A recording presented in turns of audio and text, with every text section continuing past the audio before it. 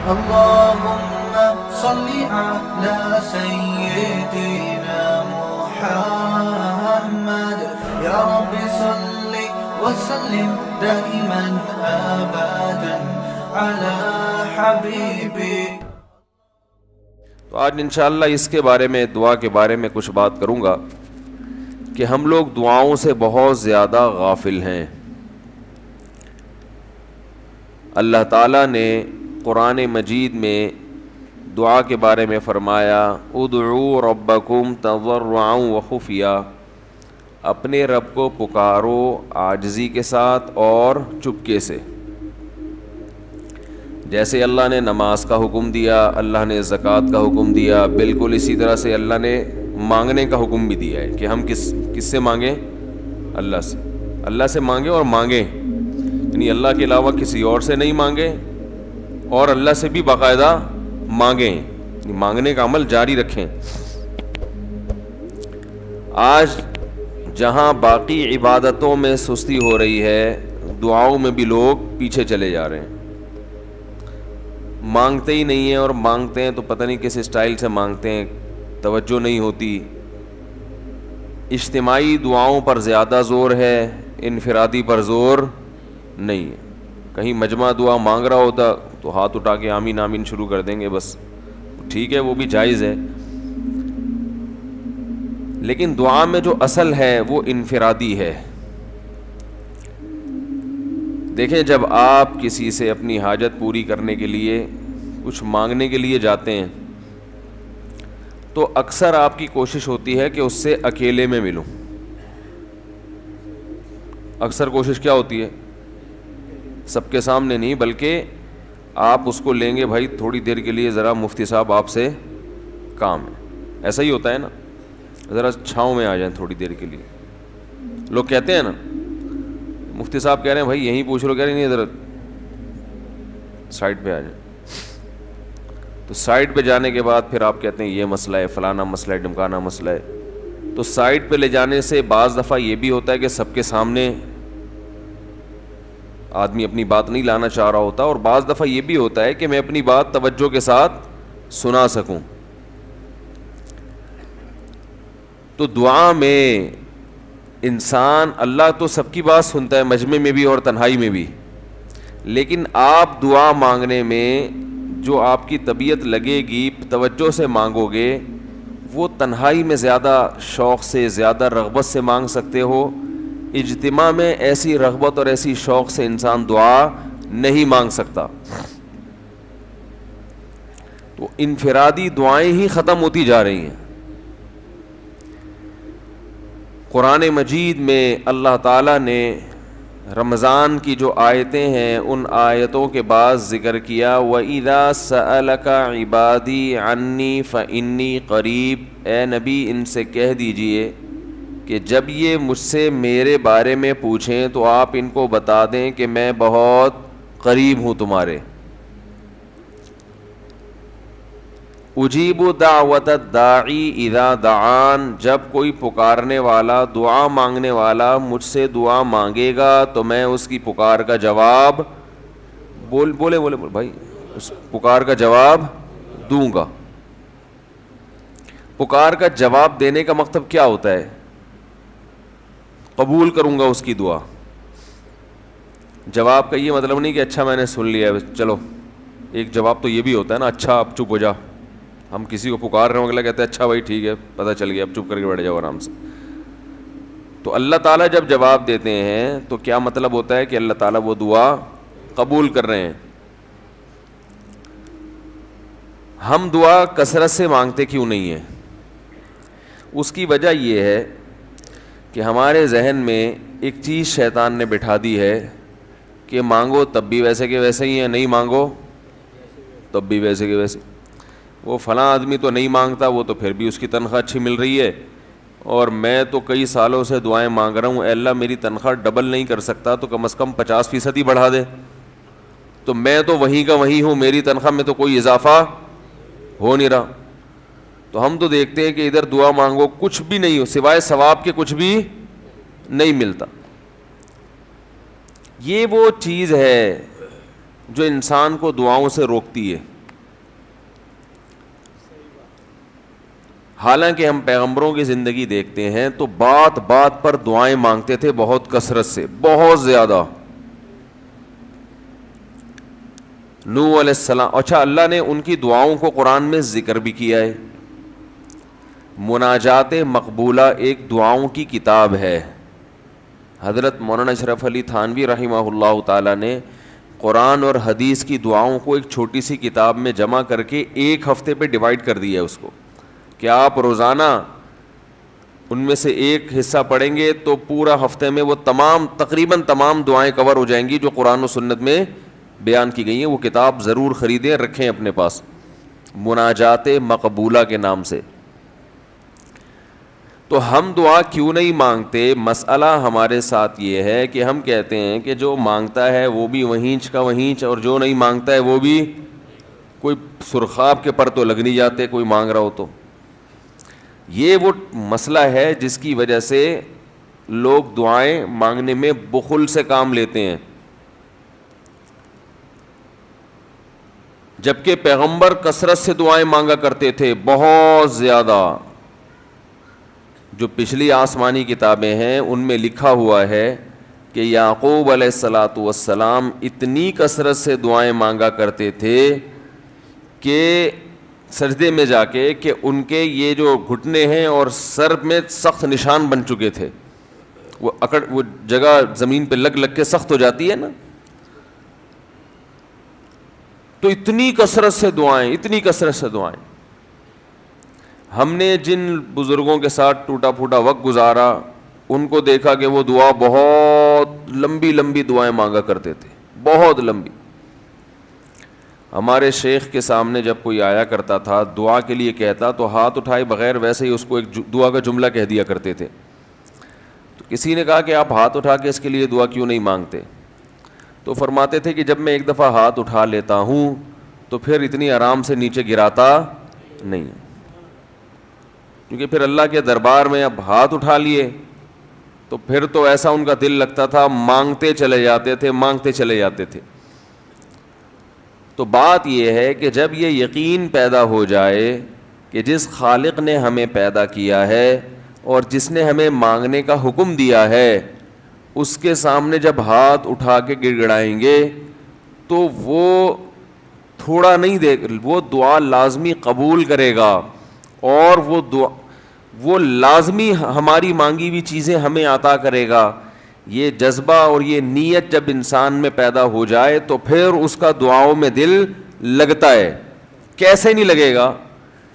آپ سوچیں کہ آپ کو کوئی بتا دے کہ یہ جو سیٹھ صاحب ہیں بہت بڑے, آپ جا کے ان سے مانگو, یہ ٹائم نکال کے بیٹھے ہوئے ہیں, جتنا مانگو گے, جو مانگو گے یہ دیں گے. تو اب آپ بتاؤ, آپ یہ کہو گے کہ میرے پاس مانگنے کا ٹائم نہیں ہے, ایسے موقع پہ آپ یہ کہو گے؟ آپ جائیں گے اور بسم اللہ کر کے شروع ہو جائیں گے. آپ بولیں گے سر یہ مجھے 10 فائلیں چاہیے بحریہ ٹاؤن کی. آپ سوچو گے 10 نہیں ملی تو 9 تو مل جائیں گی. سر مجھے یہ بھی چاہیے, مجھے یہ بھی چاہیے, مجھے یہ بھی چاہیے, اور آپ کو یقین ہو کہ یہ دے رہا ہے, تو آپ کبھی بھی کنجوسی سے کام نہیں لو. پھر آپ یہ نہیں کرو گے کہ آپ مانگتے ہوئے جو ہے نا, اس سے آپ جب مانگ رہے ہو تو آپ کی کبھی ادھر دیکھ رہے ہو, کبھی ادھر دیکھ رہے ہو, کبھی ناک میں انگلی گھما رہے ہو, کبھی سر میں کھجا رہے ہو. کوئی آ کے اس دوران آپ کو چھیڑے گا تو آپ کہو گے یہاں سے دفع ہو جاؤ, میں کام کر رہا ہوں. ایک بندہ سخاوت جوش میں آیا ہوا ہے ابھی, اور فائلیں بحریہ ٹاؤن کی فری میں بانٹ رہا ہے. اس نے کہا بھائی جتنی مانگو گے دے دوں گا, اور جو مانگو گے دے دوں گا. تو ابھی تو میرے پاس ٹائم کم ہے, مقابلہ بہت سخت ہے. اور پھر اس میں آپ کو الفاظ بھی خود بخود آ جائیں گے, کس طرح سے سمجھانا ہے. مختلف طریقوں سے آپ بات کو گھماؤ گے. سر پلیز آپ بات کو سمجھا کریں, میں آپ کے پاس آیا ہوں, آپ کو پتہ ہے میں ادھر بھی جا سکتا تھا, وہ وسیم کباڑیہ کا بزنس بھی آج کل بہت چل رہا ہے, میرے پرانے اچھے تعلقات ہیں, لیکن مجھے پتا تھا کہ آپ تو آپ ہیں, آپ جیسا سیٹ تو کوئی ہے ہی نہیں, اور ہر مشکل میں آپ نے میری مدد کی ہے. جو الفاظ بھی اس کی سخاوت کو ابھارنے والے ہوں گے وہ تمام آپ اس موقع پر اس کے اوپر انڈیل دو گے. پورا دیگچا بھر کے اس کے اوپر ڈال دو گے آپ.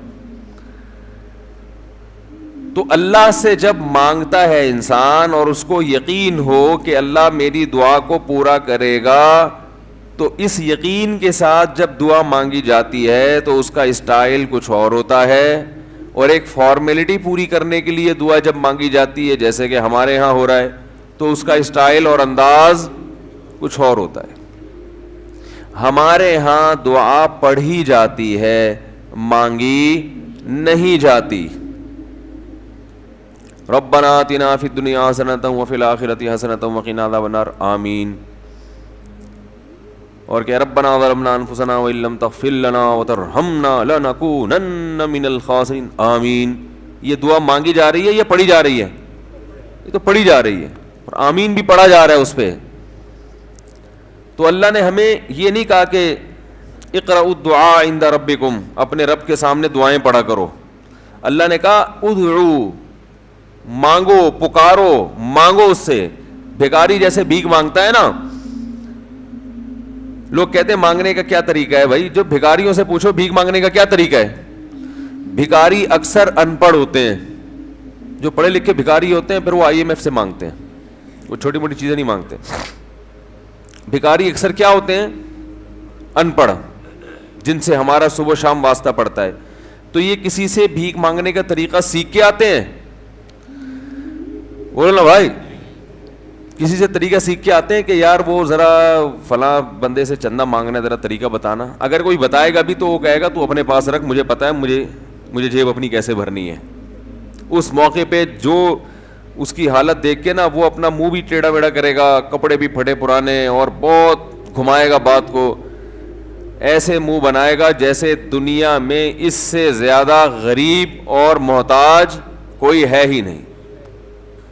سحری پانی سے کی ہے میں نے, گھر میں بچے بھوک سے بلک رہے ہیں, ایسی کہانیاں سنائے گا, ایسی کہانیاں سنائے گا.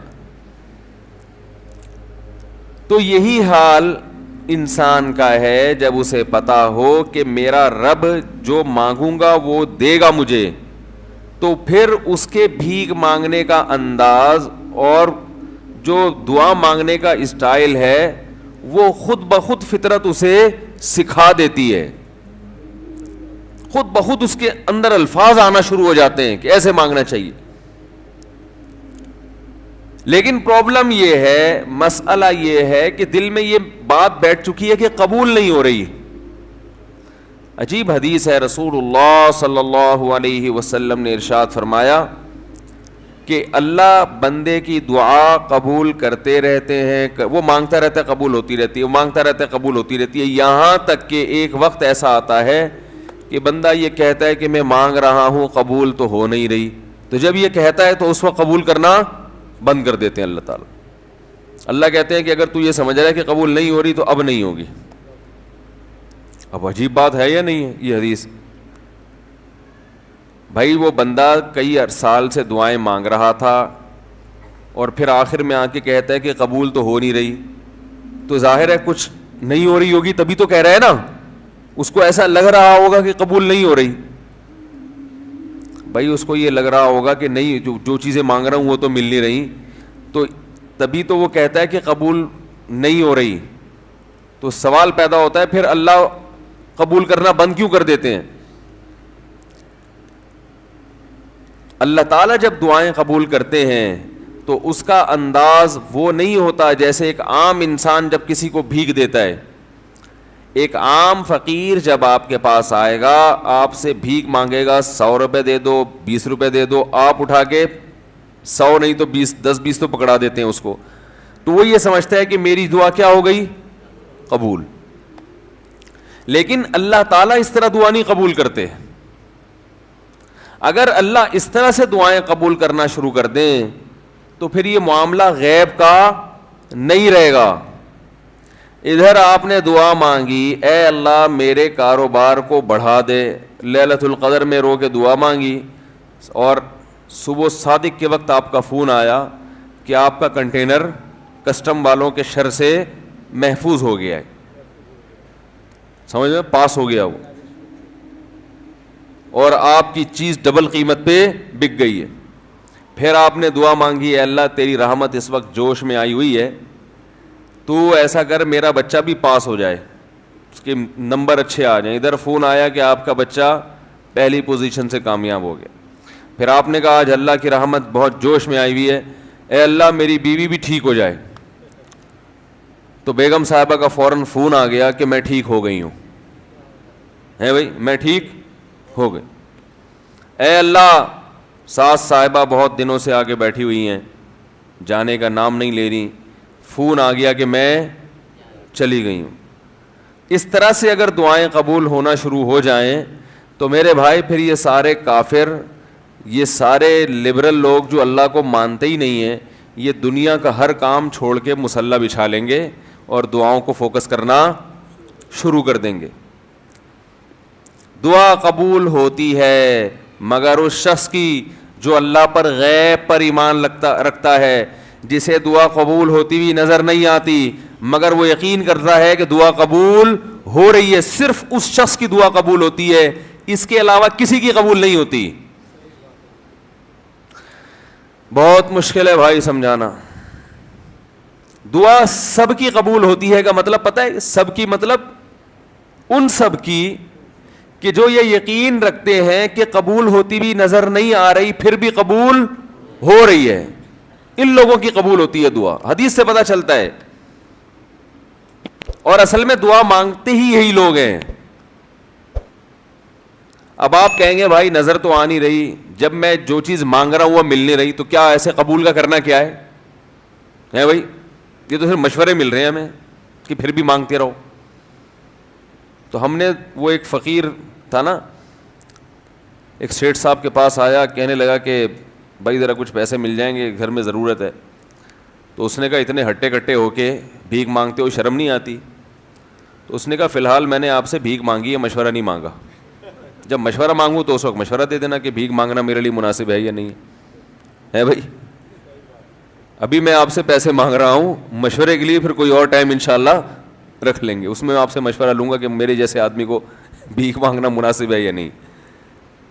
تو آپ کے ذہن میں بھی یہ خیال آ رہا ہوگا کہ ہم اللہ سے دعا مانگتے ہیں اور اللہ کی طرف سے جو چیز جو ہم مانگ رہے ہیں وہ تو مل نہیں رہی, بلکہ اللہ کی طرف سے مشورے مل رہے ہیں کہ مانگتے رہو قبول ہو رہی ہے, تو ہوتی بھی تو نظر نہیں آ رہی. کیا خیال ہے بھائی؟ ہوتی قبول ہوتی بھی نظر تو نہیں آ رہی. تو یاد رکھیں دعا تو لازمی قبول ہوتی ہے. اگر آپ کو قبول ہوتی بھی نظر نہیں, دعا قبول ہونے کے انداز مختلف ہیں. اللہ تعالیٰ کے جس طرح سے قبول کرتے ہیں نا, وہ عام لوگوں کی طرح نہیں آپ کو چیزیں پکڑا دیتے, یہ تو غیب سے معاملہ ختم ہو جائے گا. اللہ کی حکمت کا تقاضا یہ ہے کہ اس طرح سے قبول کروں کہ قبول ہو مگر اس کو پتہ نہ چلے, کیونکہ وہ اللہ کا دربار ہے, اس کی کچھ قیمت ہے کہ وہ ہر ایک کو مانگنے کی توفیق نہیں دیتا. بھائی آپ نے کبھی دیکھا کہ کوئی سیٹ ایسی دکان کھول کے بیٹھ جائے کہ آؤ جو مانگو میں دوں گا؟ ایسے تو کیا ہوگا کہ پورا نظام خراب ہو جائے گا نا. پھر آپ 10 فائلیں تھوڑی مانگیں گے, پھر تو آپ کہیں گے پورا بحری اٹاؤن میرے حوالے کر دو, پھر تو آپ یہ کریں گے نا. یہ تو میں نے ایک مثال دی تھی, عملاً ایسا نہیں ہوتا. عملاً وہی آ کے بیٹھے گا اور وہی آپ کو پیشکش کرے گا کہ اس کے کچھ اصول اور ضابطے ہوں گے, ان قواعد پہ آپ پورے اترتے ہوگے تو آپ کو وہ گھسنے دے گا. اللہ کے بھی کچھ اصول اور ضابطے ہیں, ساری دعائیں قبول کرے گا, جو مانگو گے صرف اتنا نہیں بلکہ بڑھا کے دے گا. لیکن اصول یہ ہے کہ اللہ کہتے ہیں کہ جب میں دوں گا تو نظر نہیں آئے گا, مگر یقین رکھنا ہے کہ کیا کر رہا ہوں, میں دے رہا ہوں, پھر دیتا رہوں گا میں. پھر بات وہیں آگے کھڑی ہو جاتی ہے کہ ایسے دینے کا کیا فائدہ کہ ہماری سمجھ میں نہیں آ رہا کہ پتہ نہیں کیسے دے رہا ہے اللہ تعالیٰ. تو یاد رکھیں اللہ تعالیٰ کے دینے کا انداز تھوڑا مختلف ہے. وہ کیا ہے؟ بعض مرتبہ جو چیز مانگ رہے ہوتے ہیں اللہ وہی چیز آپ کو دے دیتا ہے, اور ایسا بھی ہوتا ہے. ہمیشہ ایسا تو نہیں ہوا ہوگا کہ جو چیز مانگی اور نہیں ملی ہو. کئی بار ایسا ہوا ہے کہ جو مانگا وہ اللہ نے دے دیا, فوراً مسئلہ حل ہو گیا. بعض دفعہ بلکہ اس سے بھی پہلے کا اسٹیپ, بسا اوقات تو آپ دعا مانگ ہی نہیں رہے ہوتے, آپ اس کو دعا سمجھ رہے ہوتے ہو, لہذا اس میں وہ جان ہوتی نہیں ہے, تو قبولیت کا پھر سوال ہی پیدا نہیں ہوتا. آپ دعا پڑھ رہے ہوتے ہو, مانگ رہے ہی نہیں ہوتے. تو اللہ نے تو دعائیں قبول کرنے کا کہا ہے, دعائیں پڑھنے پر کہا ہو, وعدہ کیا ہو, ایسا ہمارے علم میں کوئی حدیث نہیں ہے. دیکھیں یونس علیہ الصلوۃ والسلام جب مچھلی کے پیٹ میں تھے تو یونس علیہ السلام کو اپنی خطا کا احساس ہوا کہ میں اللہ کی پرمیشن کے بغیر اپنی قوم کو چھوڑ کے آ گیا ہوں. ان کو احساس ہو گیا, تبھی اللہ نے مجھے مچھلی کے پیٹ میں ڈال دیا ہے. تو اب آپ نے مچھلی کے پیٹ میں جا کے یہ دعا مانگی, لا الہ الا انت سبحانک انی کنت من الظالمین. اے اللہ تیرے سوا کوئی عبادت کے لائق نہیں ہے, سبحانک تو ہر عیب سے پاک ہے, تو نے جو مجھے مچھلی کے پیٹ میں ڈال دیا تو یہ تیری غلطی نہیں ہے, تو ہر عیب سے پاک ہے. انی کنت من الظالمین, میں ہوں ظلم کرنے والا اپنی جان پہ, مجھ سے غلطی ہوئی ہے. اللہ تعالیٰ کو آپ کا یہ مانگنا اتنا پسند آیا کہ مچھلی کو حکم دیا کہ ان کو ساحل پر اگل دو.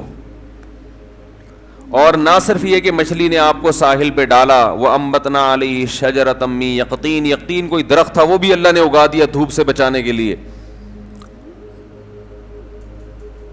لیکن جب مصیبتوں میں ہم یہ کلمہ پڑھتے ہیں لا الہ الا انت سبحانک انی کنت من الظالمین, تو ہم یوسف علیہ السلام والے جذبے سے یہ کلمے میں جو الفاظ ہیں وہ مانگتے نہیں ہیں, بلکہ ہم یہ کلمہ پڑھتے ہیں. سمجھ رہے ہیں, پڑھنے کی بھی برکتیں ہوتی ہیں, میں اس کا منکر نہیں ہوں, لیکن ہمارے جو ورڈنگ ہوتی ہے نا وہ مانگنے کا اسٹائل نہیں ہوتا. ہم چھوٹے بچے تھے تو مسجد میں آیت کریمہ کا ورد ہوا کرتا تھا کہ بھائی حالات خراب ہیں آج کل, امام صاحب اسپیکر پہ اعلان کر کے بلاتے تھے, آ جاؤ بھائی آیت کریمہ کا ورد ہوگا, لا الہ الا انت سبحانک انی کنت من الظالمین, 5 لاکھ دفعہ پڑھا جائے گا. تو ہم مسجد میں آتے, وہ مسجد میں دانے ہم تو آتے تھے, اس کے بعد جلیبیاں بھی ملتی تھیں, بڑی گرم گرم ٹائٹ جلیبیاں ہوتی تھیں, اب تک وہ مزہ نہیں آیا جلیبی میں. تو وہ جلیبیاں بھی ہوتی تھی, اوپر دانے رکھے ہوئے ہوتے تھے, وہ 5 لاکھ دانے ہوتے تھے, ختم کرنے ہوتے تھے. تو پھر ہم کیا کریں, لا الہ الا انت سبحانک انی کنت من الظالمین, لا الہ الا انت سبحانک. اس میں فراڈ نہیں کرتے تھے, پڑھتے پورا تھا الحمدللہ. بعض لوگ تو کیا کرتے تھے, ایک مٹھی لی لا الہ الا انت سبحانک انی کنت من الظالمین, نے پھونک مارا اور سائڈ پہ رکھ دیا. وہ یہ ڈرامے بھی ہوتے تھے, لیکن ہم پورا ہی پڑھتے تھے. لیکن اس میں مانگنے کا انداز تو نہیں ہوتا تھا, لا الہ الا انت سبحانک انی. پھر اس میں بچے تھے, شرارت بھی شروع ہو جاتی تھی. پھر دیکھ رہے ہیں کوئی ادھر دیکھ رہا ہے تو ایک دانہ اٹھایا, لا الہ الا انت سبحانک انی کنت من الظالمین, یوں کر کے اس کی ناک پہ مارا ہے. کوئی ادھر دیکھ رہا ہے تو اس کی جیب میں ڈال دیا. تو یہ دعا مانگی جا رہی ہے, یہ تو پڑھی جا رہی ہے, ایک فارمیلٹی ہے کہ 5 لاکھ پورے کرنے ہیں, اس کے بعد جلیبی کھانا ہے اور نکلنا ہے. تو آج بھی ایسا ہی ہو رہا ہے. امام صاحب دعا مانگتے ہیں, لوگ کہتے ہیں یار چلو جب نماز پڑھ لی, 4 رکعتیں پڑھ لی, سلام بھی پھیر لیا, تو اس میں کیا جا رہا ہے, یہ بھی پورا ہی کر لو. ایسا ہی ہوتا ہے نا, یہ بھی پورا ہی کر لو, آمین آمین کہہ لیں گے. امام صاحب ڈرائیور ہیں, ہم پیچھے مقتدی ہیں, تو جہاں اتاریں گے وہیں اتریں گے ہم لوگ, پہلے تو نہیں اتر سکتے. تو یہ ایک لوگوں کے ذہن میں تصور ہے. نبی صلی اللہ علیہ وسلم نے فرمایا اللہ ظاہر قلب کے ساتھ دعا کی طرف توجہ نہیں دیتے. ظاہر قلب کا مطلب آپ کا دل حاضر نہیں ہو, کچھ اور سوچ رہے ہو, اور ادھر سے آپ نے ویسے ہی ایک فارمیلٹی پوری کرنے کے لیے. اللہ کہتے ہیں کہ جب تو مانگنے میں مخلص نہیں ہے تو میں تجھے کیوں دوں. تو مانگنے میں ہی مخلص نہیں ہے. تو بعض دفعہ بلکہ اکثر ایسا ہوتا ہے کہ ہماری دعا میں جان ہی نہیں ہوتی. آدم علیہ السلام کو جب جنت سے نکالا گیا تو پریشان تھے, بے چین تھے, مضطرب سے, میں کیا کروں کہ اللہ مجھ سے خوش ہو جائے.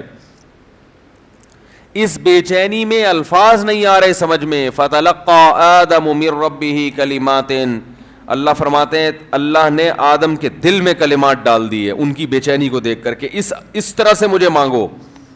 جب انسان اخلاص کے ساتھ دعا مانگتا ہے تو الفاظ کا القاء کہاں سے ہوتا ہے, اللہ کی طرف سے وہ القاء ہونا شروع ہوتا ہے. اللہ کہتے ہیں اس طرح سے مانگ. حضرت حکیم اختر صاحب رحمہ اللہ تعالیٰ نے ایک واقعہ بیان کیا فرمایا کہ ایک شخص نے حرم میں، انہوں نے دیکھا یا کسی اور بزرگ نے دیکھا کہ حرم میں ایک شخص اللہ سے دعا مانگ رہا ہے گناہوں کی معافی کے لیے، اور اللہ سے کہہ رہا ہے کہ اے اللہ اگر تو میرے گناہ معاف کر دے گا تو بھی خوش ہوگا، اور تیرے حبیب محمد صلی اللہ علیہ وسلم بھی خوش ہوں گے کہ ایک آدمی کی بخشش ہو رہی ہے، اور تیرا یہ بندہ بھی خوش ہو جائے گا، اور اگر معاف نہیں کرے گا تو بھی خوش نہیں ہوگا، کیونکہ اللہ کو جہنم میں ڈال کے وہ خوشی تو ہوتی نہیں ہے بندوں کو، اور تیرے حبیب محمد صلی اللہ علیہ وسلم کو پتہ چلے گا وہ بھی خوش نہیں ہوں گے، اور میں بھی خوش نہیں ہوں گا، شیطان خوش ہوگا جو تیرا دشمن ہے۔ اب خود سوچ لے تو اپنے دشمنوں کو خوش کرنا چاہتا ہے، یہ اتنے سارے ہیں بھائی، اتنے سارے دوست ہیں تیرے، ان کو ناراض کر کے تو خوش کس کو کر رہا ہے؟ اپنے تو جو تیرا بھی دشمن ہے، میرا بھی دشمن، اور تیرے حبیب محمد صلی اللہ علیہ وسلم کا بھی دشمن ہے۔ تو دیکھو کیسے الفاظ ہیں اس کے، تو ایسا کہ بظاہر بخشش کے علاوہ کا آپشن چھوڑا ہی نہیں۔ کیا خیال ہے؟ حجاج ابن یوسف بڑا ظالم تھا، بڑا ظالم۔ موت کا جب وقت آیا، تھے یہ لوگ ایمان والے، چاہے ظالم تھے، بدعمل تھے، لیکن اللہ پر ایمان بہرحال رکھتے تھے، ان کو پتا تھا کہ میں غلط کر رہا ہوں۔ جب موت کا وقت آیا تو کہنے لگا کہ اے اللہ لوگ کہتے ہیں کہ تو مجھے نہیں بخشے گا، لوگ کہتے ہیں کہ میرے جیسے گناہگار کو تو نہیں بخش سکتا۔ بڑے عجیب الفاظ ہیں، اللہ کی رحمت کو جوش دلا رہا ہے کہ تو ایسا کر کے دکھا دے، یعنی کچھ ایسا کر کے دکھا دے کہ جو تیرے بارے میں لوگ گمان کر رہے ہیں وہ گمان کیا ہو جائے۔ یہ بالکل ایسے ہے جیسے کوئی بہت بڑا سیٹھ ہو، آپ اس سے بہت زیادہ بڑا قرضہ مانگنے کے لیے جائیں جو کہ عام طور پر نہیں ملتا، لیکن آپ اس کو جوش دلا رہے ہو کہ لوگ کہتے ہیں کہ تو اتنا بڑا قرضہ نہیں دے سکتا، تو آج تو اپنی سخاوت دکھا دے کہ میں اتنا بڑا قرضہ بھی دے سکتا ہوں۔ تو مرتے ہوئے کیا کہنے لگا کہ اللہ یہ پبلک کہہ رہی ہے کہ تو مجھے نہیں بخش سکتا، یعنی یہ تیری رحمت کو چیلنج کر رہی ہے کہ اتنے بڑے گناہگار کو نہیں بخشے گا اللہ، تو آج کیا کر لے تو یہ دکھا دے اپنی رحمت سے کہ میں اتنے بڑے گناہگار کو بھی معاف کر سکتا ہوں۔ اب پتہ نہیں اللہ نے معاف کیا نہیں کیا، وہ تو اللہ کا معاملہ اور حجاج بن یوسف کا معاملہ، لیکن علماء کہتے ہیں یہ اس نے الفاظ بڑے ڈینجرس کہے ہیں مرتے وقت۔ ڈینجرس کا مطلب یعنی دوسرے معنی میں ایسے ہے کہ اس نے اللہ کی عرش کو ہلا دیا ہوگا۔ اللہ کو مانگنا اتنا پسند ہے، پہلی بات تو یہ ذہن میں رکھیں کہ اس سے بڑی کوئی عبادت نہیں ہے دعا سے، اور دعا سے مشکل کوئی عبادت نہیں ہے۔ نماز پڑھنا آسان ہے، زکوٰۃ دینا آسان ہے، روزہ رکھنا بھی آسان، سب سے مشکل کام کیا ہے؟ دعا مانگنا۔ اسی وجہ سے ہم نے جن لوگوں کو دیکھا کہ وہ واقعی دیندار ہیں، اللہ والے ہیں، ہم نے صرف انہی کو دعائیں مانگتے ہوئے دیکھا ہے، عام لوگوں کو ہم نے دعاؤں کو اتنا فوکس کرتے ہوئے نہیں دیکھا۔ وہ دوسری چیزوں کو زیادہ فوکس کرتے ہیں، دعاؤں پہ زیادہ زور نہیں ہوتا ان کا۔ وظیفوں پہ تو ہوگا صبح شام، یہ والا اتنی دفعہ، وہ والا اتنی دفعہ، وہ بھاگ گئی واپس آ جائے اس کے لیے اتنی دفعہ، وہ جا نہیں رہی اس کے لیے اتنی دفعہ، یہ وظیفوں پہ تو ہوگا زور۔ ایسے ہوتا ہے نا ہاتھ اٹھا کے اللہ سے گڑگڑا کے مانگا جائے، یہ چیزیں کم۔ میں جب حج پہ گیا تو اپنے شیخ مرشد کے ساتھ تھا، پہلے ہی ہم نے ان کو دیکھا تھا بہت زیادہ دعائیں مانگتے ہیں، وہ بہت زیادہ ان کو دعاؤں میں دل لگتا ہے، بہت دعائیں مانگتے ہیں۔ تو مجھے کسی نے بتایا کہ یہ جب بیت اللہ کو دیکھتے ہیں تو اتنی لمبی دعا مانگتے ہیں کھڑے کھڑے کہ تم ان کے ساتھ ٹھہر نہیں سکتے۔ میں نے کہا کیوں نہیں ٹھہر سکتے، ہم جوان ہیں، ان کی عمر زیادہ ہو گئی اور ان کو کچھ بیماریاں بھی ہیں۔ تو میں نے کہا ہو جائے مقابلہ پھر، ٹھیک ہے نا، دیکھتے ہیں کون زیادہ لمبا ٹھہر لیتا ہے۔ تو جب بیت اللہ پہنچے، ان کی نظر بیت اللہ پہ پڑی، ذرا قریب گئے۔ یہ جو کہتے ہیں نا بیت اللہ پہ نظر پڑتے ہی وہیں ٹھہر جاؤ، شروع ہو جاؤ، ایسا نہیں ہے۔ بیت اللہ پہ اگر نظر پڑی ہے آپ کی تو کوئی بات نہیں، اور قریب چلے جائیں۔ کوئی دوسرا عمل کرنے سے پہلے دعا مانگیں۔ پہلی نظر کا مطلب یہ ہوتا ہے کہ جب نظر پڑی ہے تو اب طواف شروع کرنے سے پہلے یا کوئی دوسرا عمل کرنے سے پہلے آپ جا کے دعا مانگیں، تو وہ دور سے نہیں بلکہ جتنا قریب جا کے مانگیں اتنا زیادہ اچھا ہے. لوگ کیا کرتے ہیں, یوں منہ نیچے کر کے جا رہے ہوتے ہیں کہ پہلی نظر پڑ گئی تو پھر دعا کا موقع نکل جائے گا, تو یوں وہ جو ٹکرا بھی جاتے ہیں. کچھ نہیں ہوتا, نظر پڑ جائے تو اور تھوڑا قریب جائیں, قریب جا کے دعا مانگیں. تو ان کو ہم نے دیکھا کہ انہوں نے دعا مانگنا شروع کی, میں بھی کھڑا ہو گیا ساتھ میں, ہم نے کہا چلو ہم بھی مانگتے ہیں. تو وہ اتنی دیر تک حالانکہ کمر میں بھی تکلیف, بیماریاں بھی ہیں, شوگر بھی ہے, تو بالآخر میں نے ہتھیار ڈال دی. میں نے کہا میں اتنی دیر کھڑا نہیں ہو سکتا. اور میں پھر اب بیٹھتے ہوئے شرم بھی آ رہی تھی کہ وہ بولیں کہ میری عمر زیادہ ہے اور یہ دیکھو ابھی جوان, شادیاں تو کرتا رہتا ہے, تو یہ کیا شادیاں کرے گا جو کھڑا نہیں ہو سکتا اتنی دیر. تو وہ اتنی دیر ہو گئی تو میں بیٹھ گیا واقعی. تو کئی ایسے ہمارے اکابر گزرے ہیں, بزرگ گزرے ہیں, 1 گھنٹہ 2 گھنٹہ 3 گھنٹہ. مرکز میں, تبلیغی مرکز میں کسی نے بتایا کہ ایک بزرگ کو میں نے دیکھا صبح اشراق کے وقت دعا مانگنا شروع کی ہے اور ظہر کی نماز میں اٹھے. اشراق کے وقت دعا مانگنا شروع کی اور کب اٹھے؟ یہ وہ لوگ تھے جن کا دعاؤں میں دل لگتا تھا. اب بتائیں دعا مشکل عبادت ہے یا نہیں ہے؟ حضرت عمر رضی اللہ تعالی عنہ کا قول ہے, فرماتے ہیں کہ مجھے اس بات کی پرواہ نہیں ہوتی کہ میری دعا قبول ہو رہی ہے کہ نہیں ہو رہی, مجھے اس کی فکر رہتی ہے کہ دعا مانگنے کی توفیق مل رہی ہے کہ نہیں مل رہی. کیونکہ اللہ جب ناراض ہوتا ہے نا کسی سے, مانگنے کی توفیق چھین لیتا ہے اللہ تعالیٰ. اور مانگنے کی توفیق دی ہوئی, اس کا مطلب اگر ناراض ہے بھی تو اتنا زیادہ نہیں ہے, تھوڑا بہت ہے, وہ تلافی چاہتا ہے کہ آپ کر لو. مانگنے کی توفیق ملنا اس کی علامت ہے کہ اللہ اگر ناراض بھی ہے تو بہت زیادہ نہیں روٹھا ہوا, بلکہ اس نے سوری کا آپشن دیا ہوا ہے کہ چلو مانگ کے اپنا منا لو, مجھے کسی بھی طریقے سے راضی کر لو. دعا کا اس قدر فائدہ ہوتا ہے انسان کو, اس قدر فائدہ ہوتا ہے, آپ مانگنا شروع کریں زندگی چینج ہونا شروع ہو جائے گی, آپ کی زندگی میں تبدیلی آنا شروع ہو جائے گی. جتنا تعلق اللہ کے ساتھ دعا کے ذریعے بنتا ہے اتنا تعلق کسی اور چیز سے نہیں بنتا.